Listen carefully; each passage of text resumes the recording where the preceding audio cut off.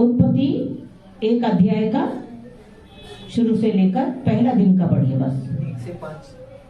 1 से 5। हाँ 1 से 5। आदि में परमेश्वर ने आकाश और पृथ्वी की सृष्टि की। पृथ्वी बेडौल और सुनसान पड़ी थी और गहरे जल के ऊपर अंधियारा था। तब परमेश्वर का आत्मा जल के ऊपर मंडराता था।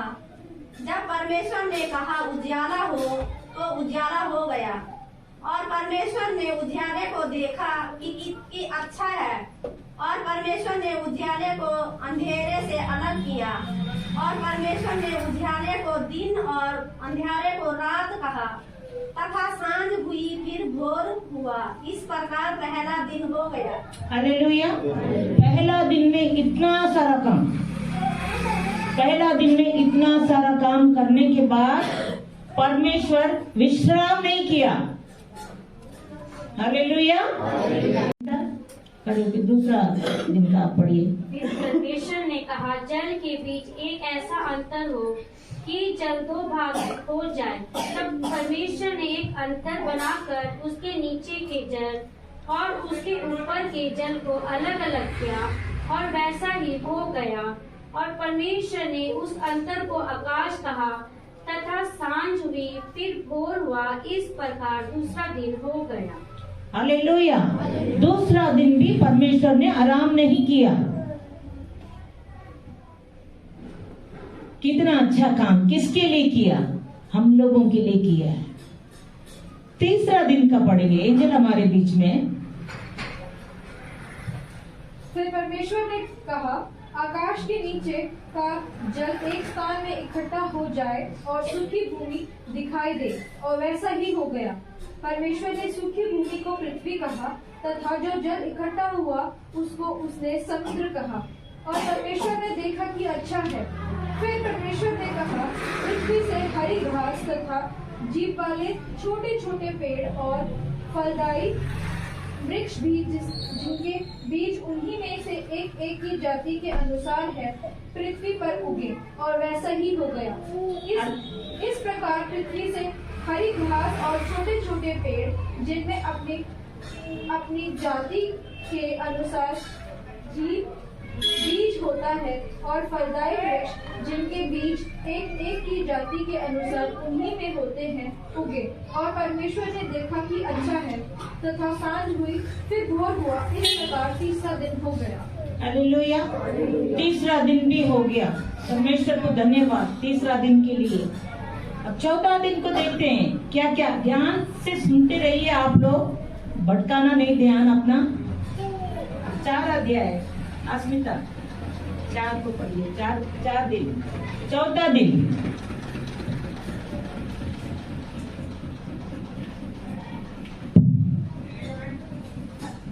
फिर परमेश्वर ने कहा दिन को रात से अलग करने के लिए आकाश के अंतर में ज्योतियां हो, और वे चिन्हों और नियम, समय और दिनों और वर्षों के कारण हो। और वे ज्योतियां आकाश के अंतर में पृथ्वी पर आकाश देने वाली भी ठहरे, और वैसे ही हो गया। तब परमेश्वर ने 2 बड़ी ज्योति बनाई। उनमें से बड़ी ज्योति को दिन पर प्रभुता करने के लिए, और छोटे ज्योति को रात पर प्रभुता करने के लिए बनाया, और तारागण को भी बनाया। परमेश्वर ने उनको आकाश के अंतर में इसलिए रखा कि वे पृथ्वी पर प्रकाश दे तथा दिन और रात पर प्रभुता करे, और उजाला को अंधेरा से अलग करे। और परमेश्वर ने देखा कि अच्छा है। तथा सांझ हुई, फिर भोर हुई। इस प्रकार चौथा दिन हो गया। हालेलुया। चौथा दिन के लिए भी परमेश्वर को धन्यवाद। 5वां दिन को पढ़ेंगे। मीनू हमारे बीच में 5वां दिन पढ़ेंगे। फिर परमेश्वर ने कहा जल जीवित प्राणियों से बहुत ही भर जाए और पक्षी पृथ्वी के ऊपर आकाश के अंतर में उड़े। इसलिए परमेश्वर ने जाति जाति के बड़े बड़े जल जंतुओं और उन सब जीवित प्राणियों की सृष्टि की जो चलते फिरते थे, जिनसे जल बहुत ही भर गया, और एक एक जाति के उड़ने वाले पक्षियों की सृष्टि की। और परमेश्वर ने देखा कि अच्छा है, और परमेश्वर ने यह कहते उनको आशीष दी, फूलों पर दो और समुद्र के जल मर जाओ और पक्षी पृथ्वी पर बढ़े, तथा सांझ फिर भोर हुआ। इस प्रकार 5वां दिन हो गया। हालेलुया। 5वां दिन के लिए परमेश्वर को धन्यवाद। 6ठा दिन अंबिका हमारे बीच में है।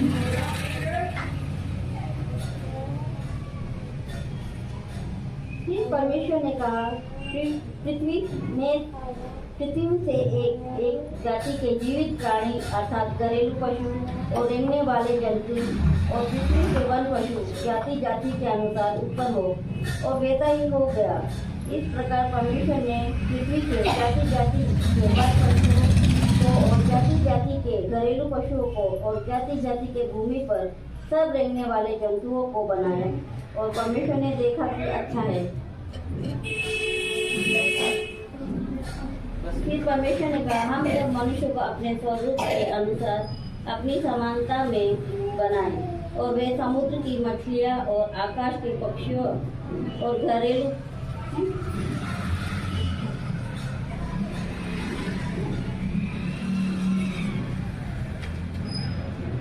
हालेलुया। परमेश्वर को धन्यवाद इन वचनों के लिए। परमेश्वर ने 6 दिन तक हमारे लिए इस पृथ्वी के ऊपर अपना काम किया, है ना। जिस पृथ्वी के ऊपर हम लोग रहते हैं, जरा सोचिए, ये पृथ्वी बेडौल थी, है ना, बिल्कुल बेडौल थी। अभी हम पृथ्वी को देखते हैं, शायद आप लोग कहाँ कहाँ रहकर आए हैं, वो जगह को अभी दोबारा जाकर देखेंगे तो कुछ बदलाव नजर आएगा उधर, है ना। गांव बदल गया, शहर बदल गया, पहले कुछ था, पहले, है ना, कुछ कुछ अच्छा चीजें बन गई है उस तरफ को, कुछ कुछ चीजें ऐसे। अगर हम देखते हैं ये पृथ्वी जब बेडौल थी तो कैसा लगा होगा। एक मनुष्य भी नहीं है उसके ऊपर, एक चिड़िया नहीं है, एक पशु पक्षी नहीं है, एक पेड़ नहीं है, एक पौधा नहीं है, एक घास तक नहीं है। आप सोचिए कैसा होगा। उस समय परमेश्वर का आत्मा पानी के ऊपर मंडरा रहा था। हालेलुया। वो आत्मा, वो पवित्र आत्मा, परमेश्वर, स्वयं परमेश्वर, जिसकी प्रार्थना करने के लिए, जिसकी आराधना करने के लिए हम इकट्ठे होते हैं। संडे का दिन बड़ा श्रद्धा के साथ हम तैयार होते हैं प्रभु की आराधना करने के लिए, क्योंकि उसका उपकार को हम नहीं भूल सकते। हम लोग नहीं भूल सकते। जिस पृथ्वी के ऊपर हम बैठे हैं, ये साधारण नहीं है, वो परमेश्वर ने हमको दिया है। यदि हम कुर्सी पे भी बैठे हैं या सोफे पे भी बैठे हैं, लेकिन ये पृथ्वी के ऊपर तो वो सोफा खड़ा होगा, वो कुर्सी भी तो पृथ्वी के ऊपर ही है, उसके ऊपर तो हम बैठे हैं, है ना। परमेश्वर इतना महान है जो हमारे लिए इस पृथ्वी के ऊपर ऐसा कष्ट उठाया। उन्होंने 6 दिन उन्होंने काम किया, 7वां दिन आराम किया, और वो 7वां दिन आराम करने के लिए उन्होंने हम सबको आशीष क्या दिया है, मेरी आराधना करो, मेरी आराधना करो। छोड़ो बच्चों, सारा काम छोड़ दो, आज ओवर टाइम बंद कर दो, आज परिवार के साथ परिवार मेल मिलाप बंद करो, आराधना करो, फिर जाओ जहां मर्जी जाओ, आराधना पहले करो। याद करिए, जो लोग आराधना नहीं करेंगे, मैं नहीं कहती हूँ, ये तो पहले से आप लोग ने प्रार्थना करा, दासी बोलने से पहले परमेश्वर आप बोलना, है ना, और मेरा बोलना चोट भी नहीं लगना चाहिए, ये भी प्रार्थना हो गया है। आराधना करना नहीं छोड़ना, चाहे पृथ्वी उलट जाए। याद करिए, कोरोना वायरस इतना तगड़ा फैल गया था, आप लोगों को पता था कोरोना वायरस में इधर आराधना करने के लिए दरवाजा खुला रखा था इधर, है ना। मुझे खुद उस दिन कोरोना हो गया था इधर, है ना, जिस टाइम मैं प्रचार कर रही थी। और मैं खुद आप लोगों को नहीं बता रही थी कि भाई मुझे वायरस है। मैं बीमार हो कर मैं नहीं बता पा रही थी। पुलिस वाले इधर ही आ गए थे, पास में आ गए ढूंढते हुए। किसी ने कंप्लेंट कर दिया था कि इधर तो वो सिस्टर को कोरोना वायरस हो गया है, लेकिन यहाँ पर आराधना हो रहा है। ऐसे जलन के मारा कोई बात नहीं, एक होता है नहीं, अच्छा काम हो रहा हो तो होगा। फिर भी परमेश्वर का आत्मा आराधना के साथ ही मुझे वहां पुलिस वालों के पास लेकर गया बात करने के लिए, है ना। वो मुझे देखने के लिए नहीं आए, उनको पता भी नहीं कि मैं ही हूँ, जिसको वो ढूंढने के लिए आए मैं ही हूँ, मैं ही बात कर रही हूँ, उनको वो भी नहीं पता। उन्होंने मेरा आदर किया। जब मैं आराधना के साथ बीच में से उठकर मैं उनको मिलने के लिए गई, उन्होंने मेरा आदर किया। परमेश्वर का आत्मा सच्चा आराधना करने वालों को प्रभु सुरक्षित रखता है। संडे का दिन प्रभु को दो, भय के साथ, भक्ति के साथ, बिना उसको क्या छुपाए हुए आप प्रभु के पास दो, प्रभु को दो आराधना करने के लिए, क्योंकि वो उनका है। संडे किसका है? संडे किसका है? परमेश्वर का है। किसको देना चाहिए संडे? परमेश्वर को देना है। क्या पूरा दिन परमेश्वर बोल रहा है कि मेरे को पूरा दिन दो?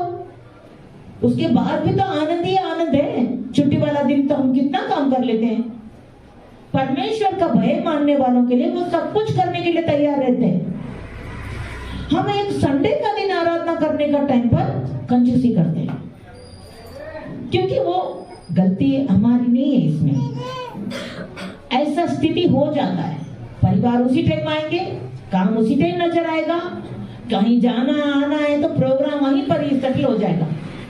तो उसको प्रभु पहले बोलता है उसको सबको कैंसिल कर दो। आप लोग का जीवन बहुत लंबा है, मेरे हाथ में है।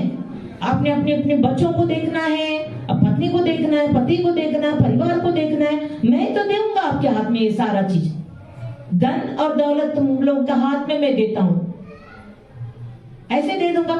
संडे आराधना करेंगे तभी दूंगा ना, संडे आराधना करेंगे तभी देंगे ना। तो संडे आराधना के लिए आएंगे, संडे आराधना के लिए आएंगे, आना चाहिए हमको, क्योंकि प्रभु का वचन में लिखा है 6 दिन जब प्रभु ने काम किया है, 7वां दिन आराम किया, विश्राम दिन माना जाता है। ठीक है, अगर आप निर्गमन 20 अध्याय को पढ़ेंगे, वहां 10 आज्ञाएं लिखी हुई है और मूसा के हाथ में परमेश्वर ने दिया हम लोगों के लिए कि उसको मानना है। अगर ये शिक्षा कलीसिया के अंदर नहीं मिलेगा तो फिर हम लोगों का आकर चले जाना व्यर्थ होगा। फिर हमारे तो कलीसिया में तो भैया तो बताया ही नहीं, ये तो पता ही नहीं। 10 आज्ञाएं, 10 आज्ञाएं छप जाना चाहिए मन के अंदर। आपके बच्चों को भी आप लोग सिखाना है, 10 आज्ञाएं मन के अंदर छप जाना चाहिए। हम लोग कहते हैं ना हम मसीह हैं, तो हम लोग मसीह है तो हमारे पास 10 आज्ञाएं छप जाना चाहिए हमारे अंदर। और वो 10 आज्ञाएं छप जाना कैसे? मोहर लगाकर छप जाना चाहिए मृत्यु तक, कि मैं वैसे उन्हीं आज्ञाओं के पीछे चलूंगा, वही आज्ञाएं मेरे साथ रहेगी। अब से शुरू कर लो। अगर बंद कर दिया है या नहीं कर रहे हो ये काम, तो आप लोगों ने क्या करना, घर जाकर ये 10 आज्ञाएं ढूंढना शुरू करो। निर्गमन लिख लो, निर्गमन 20 अध्याय में लिखा हुआ है। आप सब काम करते हो, अच्छी बात है। इन वचनों को जरा खोजिए और याद कर लीजिए, घर में बैठ के प्रार्थना करना इन वचनों के अनुसार। परमेश्वर आप लोगों को बहुत आशीष देते हैं। जब हम बुजुर्ग हो जाते हैं, मेरे बच्चे अगर 10 आज्ञाएं ही नहीं पालन नहीं कर पाए तो फायदा क्या हुआ मेरा? मेरे बच्चों के बच्चे 10 आज्ञाओं को ही पालन नहीं किया, कैसा होगा? जब मैं संडे क्लास जाती थी, मैं बहुत छोटी थी, 2nd क्लास में ही मैं संडे क्लास में जाया करती थी। वहां पर टीचर मुझे सिखाती थी 10 आज्ञाएं, और वो 10 आज्ञा बोलते हमारा होठ कपकपाता था।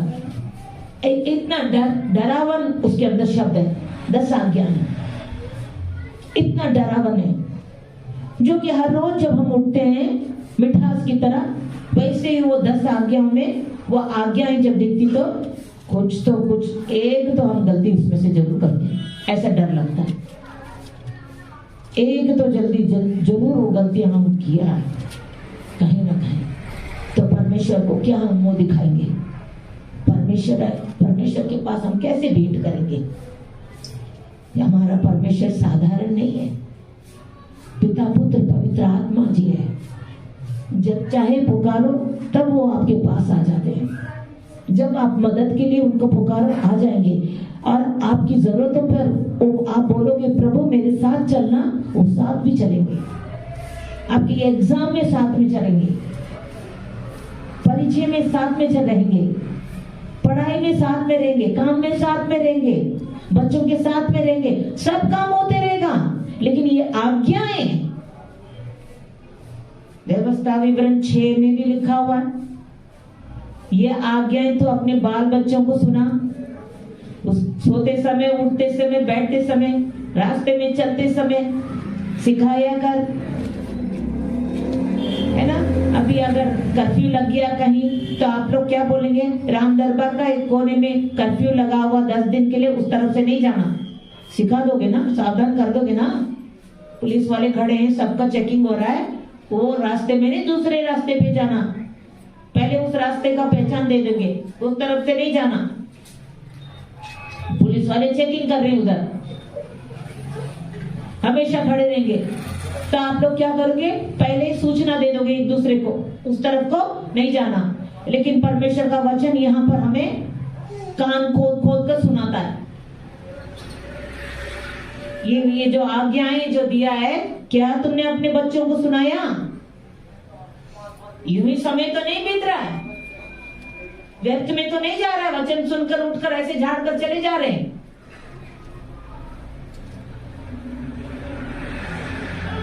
मैं आप लोगों को अपना परिवार है, ये आप लोग मेरे परिवार हो, है ना। आज तो सुना दूंगी, लेकिन बार बार नहीं सुना सकती मैं, बार बार मैं आप लोग के पास नहीं आ सकती हूँ। चर्च चलो, बंद करो ये झूठ बोलना, बंद करो बहाना मारना, क्योंकि यीशु गिराने के लिए भी आएगा। अगर यीशु की आराधना नहीं करते हो तो बंद कर दो। आज है, जिंदा है तो बोल रहे हैं भाई, आराधना करने के लिए आप लोग लगातार कंटिन्यू अपने बच्चों के साथ, अपने परिवार के साथ आना ही आना है, क्योंकि जिंदा परमेश्वर ने हमें जिंदगी दिया है, हमें उसने आराधना करना सिखाया है, परिवार मिलकर आना है। बीमारी में वो साथ रहता है, कष्ट में वो साथ रहता है, भूख में वो साथ रहता है, प्यास में वो हमारे संग रहता है। उसकी आराधना करना कितना भला है, कितना अच्छा वर्शिप होता है। उसकी आराधना हर भाषा में हम कर सकते हैं, अपनी बोली में हम कर सकते हैं, आजादी दिया है उसने, वो हमारे पर पाबंदी नहीं रखा है, इसी भाषा में आपने करना है, इसी बोली में करना नहीं। आपका माँ का भाषा जो आपके पास है, उसी भाषा से आप उसको पुकारो, वो हाजिर हो जाता है। हालेलुया। मुफ्त में मिल गया हमें, यीशु मिल गया, यीशु मिल गया, मुफ्त में मिल गया, बिना पैसे से मिल गया, यीशु ही मिल गया, जीवन दाता मिल गया, स्वर्ग में ले जाने वाला पिता हमें मिल गया। तो उस यीशु की आराधना करने के लिए हमें विश्राम दिन को याद करना है। ठीक है, मैं इतना ही बोलूंगी, क्योंकि हमें प्रभु भोज का भी आराधना को देखना है। आखिरी एक वचन मैं पढ़ने के लिए चाहती हूँ, रेवलेशन 4 अध्याय 11 वचन, रेवलेशन प्रकाशित वाक्य।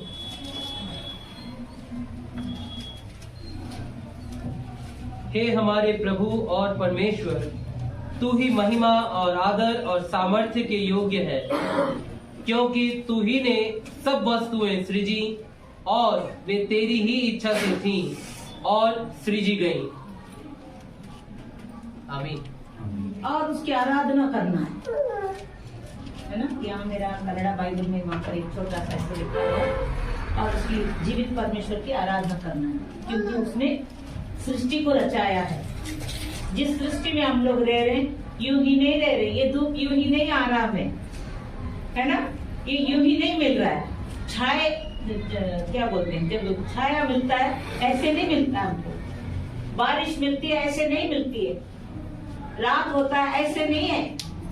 सृष्टिकर्ता परमेश्वर ने 6 दिन पूरी दुनिया को बनाने में अपना जीवन दिया है, पूरी दुनिया को बनाकर हमें दिया है कि उसकी आराधना करना है।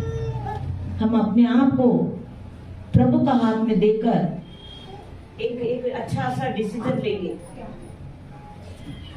प्रभु परमेश्वर हमें हर वक्त याद दिलाता है, संडे आराधना करना है, मेरी आराधना करना है, प्रभु की आराधना करना है, मिलजुल कर आराधना करना है, उसकी स्तुति करना है, उसकी महिमा करना है, उसकी तारीफ करना है, जय जयकार करना है। जीवित परमेश्वर जिसने सृष्टि को रचाया, 6 दिन तक उसने मेहनत की। आंखों को बंद करके प्रार्थना करें।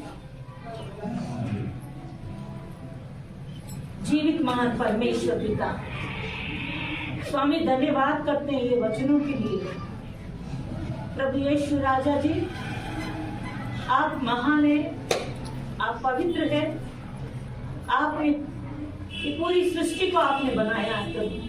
पूरी सृष्टि में जितने देश है, जितने देश के लोग हैं इस धरती के ऊपर, जहाँ कोने कोने में है, शहर में, गांव में, गली में, घर में, हर भाषा बोलने वाले, हर जाति के लोग हैं।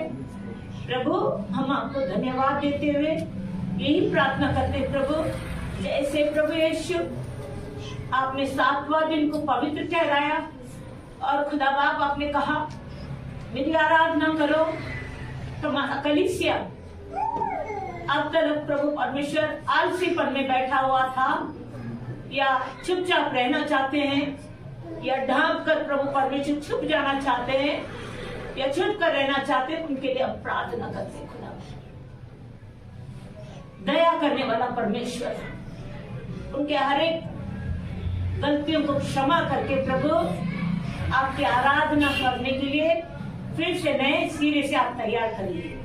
आपसे प्रार्थना करते हैं आपकी आराधना करने के लिए भय के साथ, भक्ति के साथ, प्रेम और शांति के साथ आपके करीब दौड़कर आए, क्योंकि यीशु राजा आपने हमारे लिए ये पूरी पृथ्वी को दिया। सृष्टिकर्ता परमेश्वर आपको धन्यवाद देते हैं आए हुए भाई बहनों के लिए। जो वचन सुनाया खुदा बाप, तो आप ही की महिमा करना है, आप ही की स्तुति करना, आपको धन्यवाद देना है, आप ही की आराधना करना। विश्राम दिन को हम याद करना है, चाहे हम कहीं भी रहे, हम विश्राम दिन को याद करते प्रभु आपकी आराधना। धन्यवाद, सारी आदर महिमा आपके को देते, प्रार्थना यीशु मसीह के नाम।